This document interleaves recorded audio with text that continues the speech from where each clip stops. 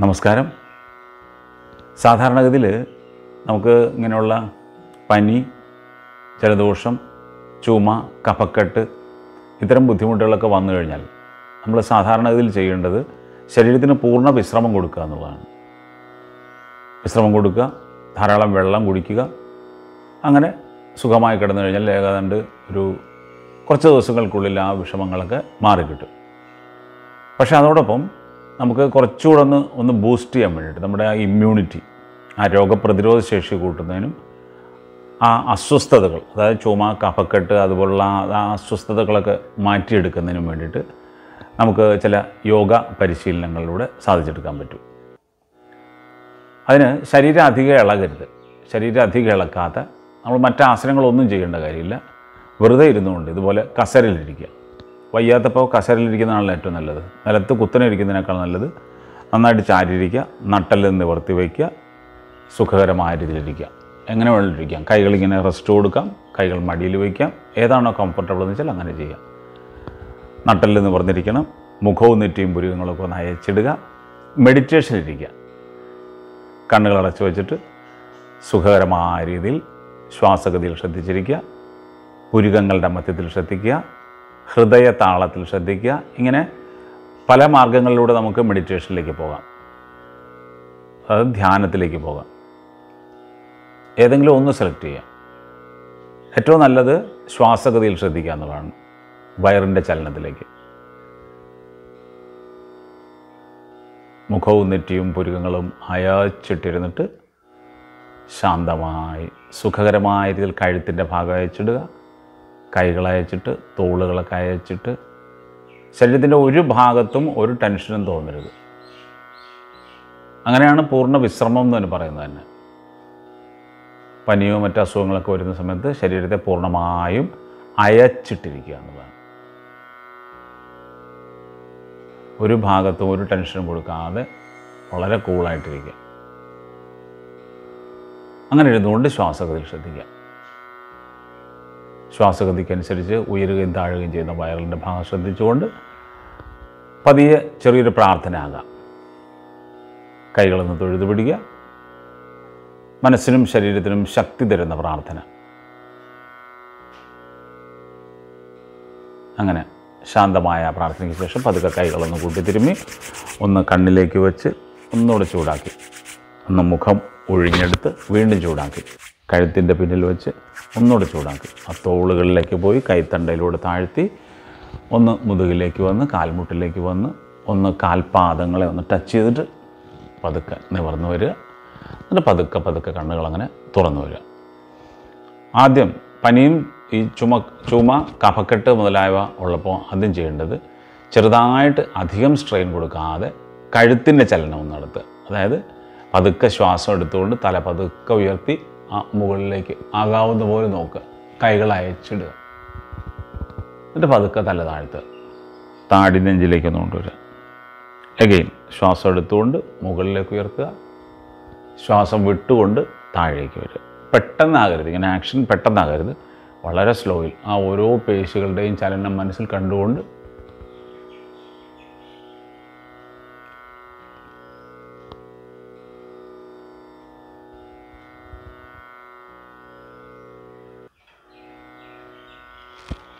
ഇങ്ങനെ ചെയ്യുക. ചെയ്തിട്ട് നേരെ വരിക. അടുത്തത് നമ്മൾ ചെയ്യാൻ പോകുന്നത് 1-2 തരത്തിലുള്ള പ്രാണായാമങ്ങളാണ്. ആ പ്രാണായാമങ്ങൾ എങ്ങനെയാണ് ചെയ്യുന്നതെന്ന് കാണിച്ചു തരാം. കൈകളിങ്ങനെ ചിൻമുദ്രയിൽ വയ്ക്കുക. ഈ ചൂണ്ടുവിരലും തള്ളവിരലും തമ്മിൽ തൊട്ട് പിടിച്ചിട്ട് 2 കൈയിലെയും ഒപ്പം മടിയിൽ വയ്ക്കുക. വീണ്ടും ഷോൾഡറൊക്കെ അയച്ചിടണം. നട്ടെല്ലൊക്കെ അയഞ്ഞു കിടക്കണം. മുഖവും നെറ്റിയും പുരികങ്ങളും അയച്ചിടുക. ഈ ക്രിയ ചെയ്യാൻ തുടങ്ങിക്കഴിഞ്ഞാൽ, ഇതൊരു പ്രാണായാമമാണ്, ഇത് ചെയ്യാൻ തുടങ്ങിക്കഴിഞ്ഞാൽ കണ്ണടച്ച് വയ്ക്കണം. അപ്പോൾ ആദ്യം ഒന്ന് കണ്ണ് തുറന്നിട്ട് കാണുക. അതായത് ഞാനിവിടെ 5 സെക്കൻഡ് എണ്ണും. അതായത് 1 2 3 4 5 എന്നെണ്ണും. അത്രയും സമയം കൊണ്ട് ശ്വാസം ഉള്ളിലേക്ക് എടുക്കുക. പരമാവധി ശ്വാസം എടുക്കുക. എന്നിട്ട് 5 സെക്കൻഡ് നേരം പിടിച്ചു നിർത്തണം.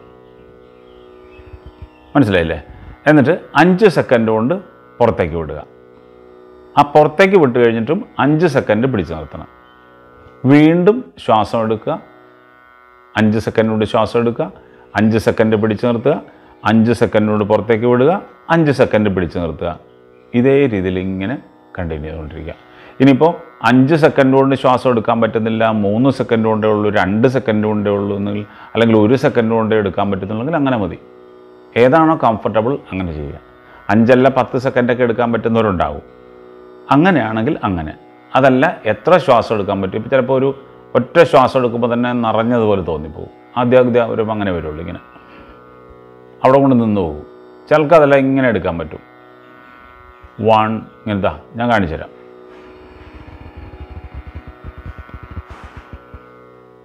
കണ്ടോ, 5 സെക്കൻഡ് കൊണ്ടാണ് ഞാൻ ശ്വാസം എടുത്ത് അങ്ങനെ നിർത്തിയിരിക്കുന്നത്. എന്നിട്ട് 5 സെക്കൻഡ് അവിടെ പിടിച്ച് നിർത്തുക. മനസ്സിൽ എണ്ണണം. ശ്വാസം പുറത്തേക്ക് വിടരുത്, അകത്ത് തന്നെ നിർത്തണം. മനസ്സിൽ എണ്ണിയിട്ട് പുറത്തേക്ക് വിടുക. 1 2 3 4 5 6 7 വേണമെങ്കിൽ അത്രയും എടുക്കാം, അല്ലെങ്കിൽ 5 കൊണ്ട് തന്നെ പുറത്തേക്ക് വിടുക. ശ്വാസം മുഴുവൻ പുറത്തേക്ക് വിട്ടിട്ട് വീണ്ടും 5 സെക്കൻഡ് ഹോൾഡ് ചെയ്യുക, വീണ്ടും ശ്വാസം എടുക്കുക, ഹോൾഡ് ചെയ്യുക.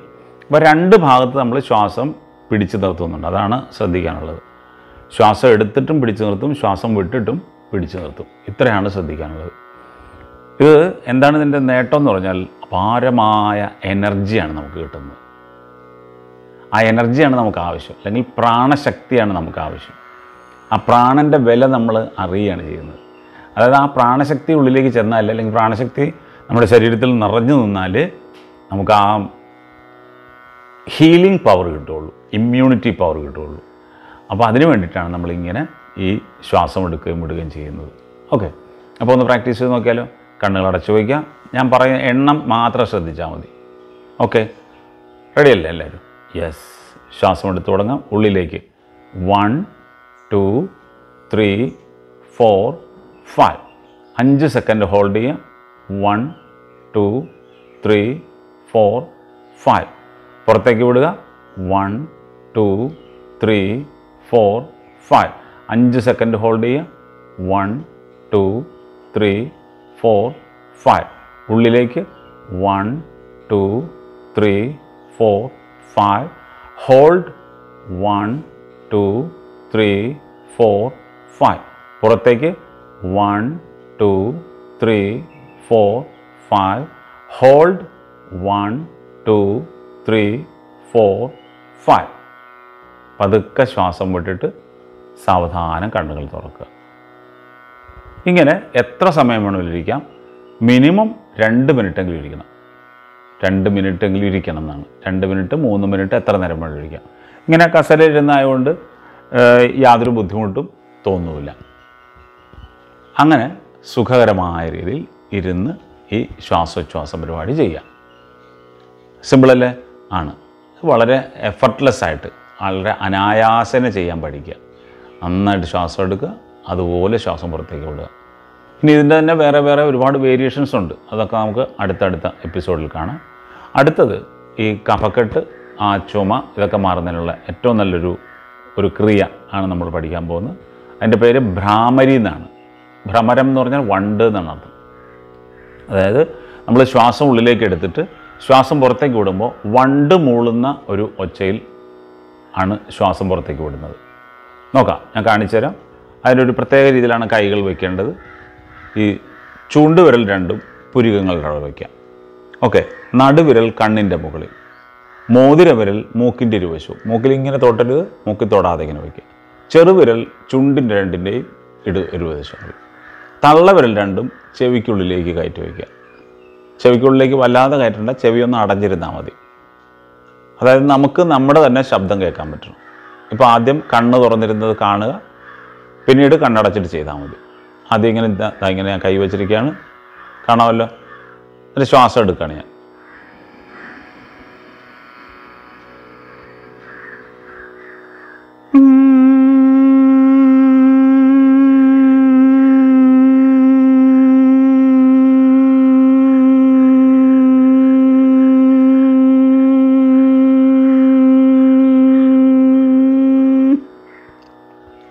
ഒരു ഹമ്മിങ് സൗണ്ടോടുകൂടി, അതായത് ഒരു ഫീമെയിൽ സൗണ്ടാണ് ഞാനിപ്പോൾ വെച്ചത്. ഇനി അതല്ല, സാധാരണ നമ്മൾ മൂളുന്ന പോലെ വെറുതെ മൂളിയാലും മതി. നോക്കിയോ, ചെവികൾ രണ്ടും അടച്ചു വെച്ചു, വിരലുകളൊക്കെ അത് ആ സ്ഥാനത്ത് തന്നെയാണ്, നോക്കിക്കോളാം. ശ്വാസം എടുക്കുകയാണ് ഞാൻ.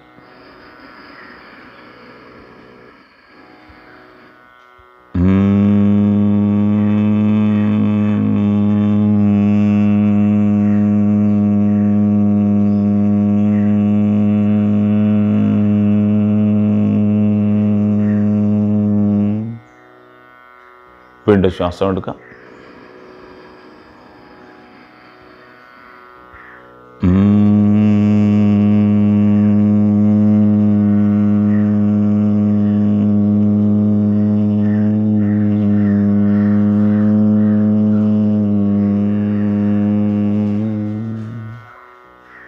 പതിയെ കൈ താഴ്ത്തി വയ്ക്കുക. പതിയെ കൈ താഴ്ത്തിയിട്ട് കണ്ണുകൾ പതുക്കെ തുറന്നു വരിക. ഇതാണ് ഭ്രാമരി എന്നുള്ള മെത്തേഡ്. അപ്പോൾ ആ തൊണ്ടയ്ക്കുള്ളിലുള്ള എന്തെങ്കിലും കഫക്കെട്ടൊക്കെ ഉണ്ടെങ്കിൽ അതെല്ലാം അങ്ങനെ പുറത്തേക്ക് പോയിക്കോളൂ. ഓക്കെ, വളരെ നല്ലതാണത്. അത് ആ ജലദോഷം, പനി, ചുമ ഒക്കെ ഉള്ളപ്പോൾ പതുക്കെ പതുക്കെ ശീലിക്കുക. അധികം സ്ട്രെയിൻ കൊടുക്കാതെ ശീലിക്കുക. ഓക്കെ, അടുത്തത് സാധാരണഗതിയിൽ നമ്മുടെ മൂക്കിലേക്ക് എന്തെങ്കിലും ഒരു കരടോ അല്ലെങ്കിൽ ഒരു പൊടിയോ നമ്മൾ അറിയാതെ പോയാൽ, ഇങ്ങനെ പെട്ടെന്നൊരു പ്രാണി ഓടി ഇങ്ങനെ വന്ന് മൂക്കിനടുത്തോടെ അടുത്തോടെ പോയാലും മതിയല്ലോ. നമ്മളറിയാതെ എന്താ ചെയ്യാറുള്ളത്? സാധാരണ ഇങ്ങനെ കുടഞ്ഞു കളയോ അല്ലേ, അല്ലെങ്കിൽ ഒന്ന് ചീറ്റിക്കളയും, ഇങ്ങനെ ഒന്ന് വെച്ചോളൂ. ഇത് തന്നെ കണ്ടിന്യൂസ് ആയിട്ട് ചെയ്താൽ നമ്മുടെ ആ നാസാരന്ധ്രങ്ങൾ, മൂക്കിൻ്റെ ഉൾഭാഗം, ശ്വാസനാളം ഇവിടെ ഒക്കെ ക്ലീൻ ചെയ്തു വരും. അപ്പോൾ ഈ സൈനസ് ക്യാവിറ്റി എന്ന് പറയുന്നത് നമ്മുടെ പുരികങ്ങളുടെ ഉൾഭാഗത്ത്, ആ തലയോട്ടിക്കുള്ളിലുള്ള ചില ക്യാവിറ്റികളിൽ സൈനസൈറ്റിസ് എന്ന് പറയുന്നിട്ട് അസുഖം ഉണ്ടാകുമല്ലോ. സൈനസ് അവിടെ കയറിയിരുന്നിട്ട് ആ കഫങ്ങളൊക്കെ കയറിയിരുന്നിട്ട് അത് ചില ഇൻഫെക്ഷൻസ് ഒക്കെ ഉണ്ടാകുന്നതാണ് സൈനസൈറ്റിസ് എന്ന് പറയുന്നത്. അപ്പോൾ അത്തരം അസുഖങ്ങളൊക്കെ മാറുന്നതിന് വേണ്ടിയിട്ടുള്ളൊരു ക്രിയയാണിത്. ഇത് വളരെ നല്ലൊരു ക്രിയയാണ്. അത് ഒരുപാട് സ്ട്രെയിൻ കൊടുക്കാതെ ചെയ്യുക. പ്രത്യേകിച്ച് എന്തെങ്കിലും പനിയോ മറ്റു അസുഖങ്ങളൊക്കെ ഉള്ളപ്പോൾ ഒരുപാട് സ്ട്രെയിൻ കൊടുക്കാതെ ചെയ്യുക. അല്ലാത്തപ്പോൾ നമുക്ക് വേണമെങ്കിൽ ഒരുപാട് സ്ട്രെയിൻ കൊടുത്തും ചെയ്യാം. സംഗതി ഇത്രയേ ഉള്ളൂ. കൈകൾ രണ്ടും വീണ്ടും ചിന്മുദ്രയിൽ വെച്ചു. ഇതാ ഞാൻ കാണിച്ചു തരാം. മൂക്കിലൂടെ ഞാൻ ശ്വാസം പുറത്തേക്ക് വിടുകയാണ് ശക്തിയായിട്ട്. ഇതാ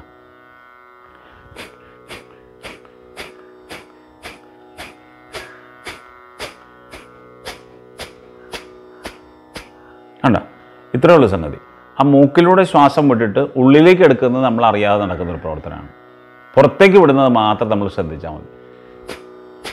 കണ്ട, ഓട്ടോമാറ്റിക്കലി.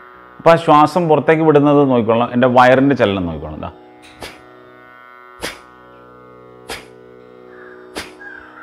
കണ്ട, വയറ് ചൊട്ടിച്ചിട്ടാണ് ശ്വാസം പുറത്തേക്ക് കളയുന്നത്. അല്ലെങ്കിൽ ശ്വാസം പുറത്തേക്ക് പോകുമ്പോൾ വയറ് ഓട്ടോമാറ്റിക്കലി ചൊട്ടും. അതാണ്, അങ്ങനെ പറ്റുള്ളൂ നമുക്ക്.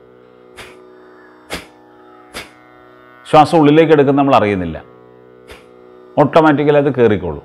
കാരണം ശ്വാസം പുറത്തേക്ക് വിട്ടാൽ ശ്വാസം തിരിച്ചെടുത്തല്ലേ പറ്റുള്ളൂ. അപ്പോൾ അവിടെ ആ ഒരു പമ്പിങ് നടക്കുക. അപ്പോൾ ഇത് ആദ്യം നമുക്ക് വേണമെങ്കിൽ ഇങ്ങനെ ചെയ്യാം. പക്ഷേ ഈ വയറിൻ്റെ ചലനം മനസ്സിലാക്കാൻ വേണ്ടിയിട്ട് അങ്ങനെ ചെയ്യാം. ഇങ്ങനെ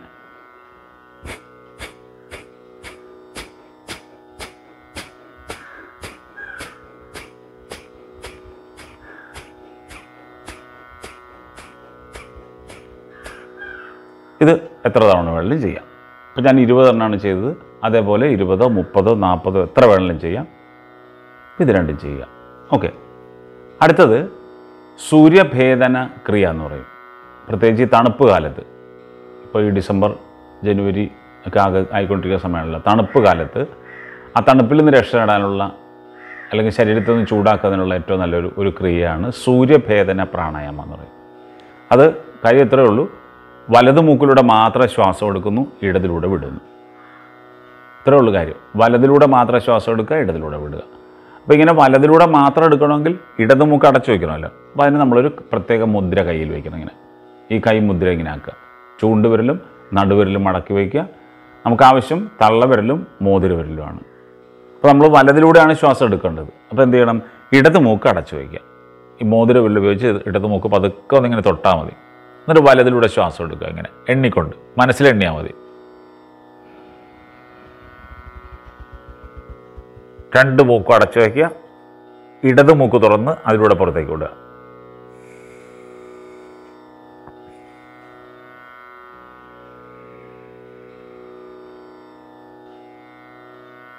വീണ്ടും വലത് മൂക്ക് തുറക്കുക, വലതിലൂടെ എടുക്കുക. രണ്ടും അടച്ചു, ഇടതിലൂടെ പുറത്തേക്ക് വിടുക.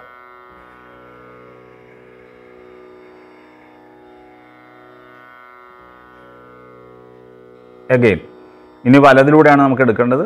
അപ്പോൾ സ്വാഭാവികമായിട്ടും ഇടത് മൂക്ക് അടഞ്ഞിരുന്നേ പറ്റുള്ളൂ. ആ ഇടത് മൂക്ക് അടച്ചു വയ്ക്കുക. ഇങ്ങനെ മാറി മാറി നമുക്ക് ചെയ്യാം. അപ്പോൾ ശ്വാസം എടുക്കുന്ന എപ്പോഴും വലതിലൂടെ മാത്രം, വിടുന്നത് എപ്പോഴും ഇടതിലൂടെ മാത്രം. ഇത് പ്രത്യേകം ശ്രദ്ധിച്ച് ചെയ്യുക. ഒരു നേരത്തെ ചെയ്ത പോലെ തന്നെ 5 സെക്കൻഡ് കൊണ്ടാണ് നമ്മൾ ശ്വാസം എടുക്കുന്നതെങ്കിൽ 10 സെക്കൻഡ് കൊണ്ട് പുറത്തേക്ക് വിടാൻ നോക്കുക. അതല്ലെങ്കിൽ 5 സെക്കൻഡ് കൊണ്ട് ശ്വാസം എടുക്കുക, 5 സെക്കൻഡ് കൊണ്ട് തന്നെ പുറത്തേക്ക് വിട്ടേക്കുക. ഇതും ഒരു മിനിറ്റ് 1-2 മിനിറ്റ് തുടർച്ചയായിട്ട് ചെയ്യുക. അപ്പോൾ അത്രയും ചെയ്യുമ്പോൾ സ്വാഭാവികമായി നമ്മുടെ ഇമ്മ്യൂണിറ്റി കൂടുമെന്ന് മാത്രമല്ല, ആ കഫക്കെട്ട്, ജലദോഷം ഇതെല്ലാം മാറിക്കിട്ടും. അപ്പോൾ നന്നായിട്ട് അങ്ങനെ ചെയ്യുക. അതിനുശേഷം കിടന്നുകൊണ്ടാണ് അടുത്തത് ചെയ്യേണ്ടത് യോഗനിദ്ര. അത് ആ യോഗനിദ്രയുടെ മാത്രം വീഡിയോ നമ്മൾ ഇട്ടിട്ടുണ്ട്. അത് നോക്കി ചെയ്യുക. ശരീരം മുഴുവനും അയച്ചിട്ട് ആ ശരീരത്തിനും മനസ്സിനും എല്ലാ ഭാഗങ്ങൾക്കും പൂർണ്ണ വിശ്രമം നൽകുന്ന യോഗനിദ്ര, അതും നന്നായിട്ട് പ്രാക്ടീസ് ചെയ്യണം. ഏത് യോഗ പരിശീലനം കഴിഞ്ഞാലും നിശ്ചയമായിട്ടും ഈ യോഗനിദ്ര ചെയ്തിരിക്കണം. അത് ശരീരത്തിനും മനസ്സിനുമൊക്കെ, ശാരീരികമായിട്ടുള്ള അസുഖങ്ങൾ മാറണമെങ്കിൽ മനസ്സും സുഖകരമായിരിക്കണമല്ലോ. മനസ്സ് സന്തോഷത്തോടെ ഇരിക്കണം. ടെൻഷൻ ഉണ്ടാകാൻ പാടില്ല. അതായത് അധിക ടെൻഷൻ ഉണ്ടാകാൻ പാടില്ല. ഓവറായിട്ട് നമ്മൾ സ്ട്രെസ് ഉണ്ടാകാൻ പാടില്ല. അങ്ങനെയൊക്കെയുള്ള കാര്യങ്ങളൊക്കെ. അപ്പോൾ അതിനൊക്കെ ഈ യോഗനിദ്ര വളരെ നല്ലതാണ്. അപ്പോൾ ഇത് രണ്ടും ചെയ്യുക. ആ പ്രാണായാമവും അവസാനമുള്ള യോഗനിദ്രയും ആദ്യത്തെ മെഡിറ്റേഷനും ഒക്കെ ചെയ്യുക. അങ്ങനെ ഭംഗിയായിട്ട് ആ എല്ലാവരുടെയും ജലദോഷവും ചുമയും ആ കഫക്കെട്ടുമൊക്കെ മാറട്ടെ. നല്ല ആരോഗ്യമുള്ളവരായിരിക്കുക. ഓക്കെ, വീണ്ടും നമുക്ക് അടുത്ത മറ്റൊരു വീഡിയോയുമായി വീണ്ടും കാണാം. അതുവരെ എല്ലാവർക്കും ശുഭദിനം. ഇനിയും സബ്സ്ക്രൈബ് ചെയ്തിട്ടില്ലാത്തവരോട് ഒരഭ്യർത്ഥന, ഇത് കണ്ടുകൊണ്ടിരിക്കുമ്പോൾ ആ സബ്സ്ക്രൈബ് ബട്ടണിൽ ഒന്ന് തൊടുക. അപ്പോൾ അതിനടുത്ത് തന്നെ ഒരു ബെൽ ബട്ടൺ വരും. ആ ബെൽ ബട്ടണിലൊന്ന് തൊടുക. അവിടെ ഒരു ഓൾ എന്ന് പറയുന്നൊരു ഓപ്ഷനുണ്ട്. ആ ഓൾ ഓപ്ഷനിൽ തൊടുമ്പോൾ നമ്മൾ ഓരോ ദിവസവും ഇടുന്ന വീഡിയോ ഞാൻ നിങ്ങൾക്ക് അയച്ചു തരാതെ തന്നെ ഓട്ടോമാറ്റിക്കലി നിങ്ങളുടെ മൊബൈലിലേക്ക് വരും. യൂട്യൂബ് തുറക്കുമ്പോൾ ഓട്ടോമാറ്റിക്കലി നമ്മുടെ വീഡിയോ അവിടെ ഉണ്ടാവും. അങ്ങനെ എല്ലാ വീഡിയോകളും കാണുക. ഒരു ദിവസം കുറച്ച് സമയം അതിനു വേണ്ടി ഒന്ന് മാറ്റിവെക്കുക. അത് നോക്കി ചെയ്യുക. നല്ല ആരോഗ്യത്തോടു കൂടി ഇരിക്കുക. അപ്പോൾ ഒരിക്കൽ കൂടെ എല്ലാവർക്കും ശുഭദിനം നേർന്നുകൊണ്ട് ലോകാ സമസ്ത സുഖിനോ ഭവന്തു.